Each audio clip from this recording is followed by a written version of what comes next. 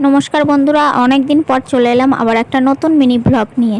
তো এটা হলো চৈত্র সংক্রান্তি অর্থাৎ নীল পূজার দিন। বিয়ের পর এটা আমার প্রথম নীল পূজা। তো দেখো, আমি শ্বশুরবাড়ির এখানে এসেছি বরের সাথে একটা মেলাতে।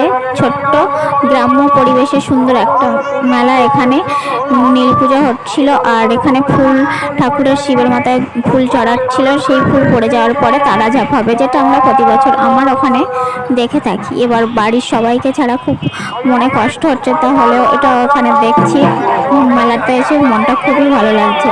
তো তোমরাও দেখতে থাকো এখানকার তারা ঝাঁপ কেমন, আমরা তারা ঝাঁপ বলে থাকি।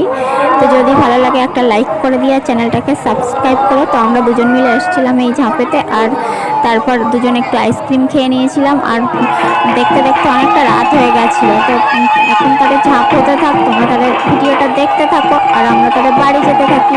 দেখা হবে অন্য কোনো ভিডিওতে। ততক্ষণ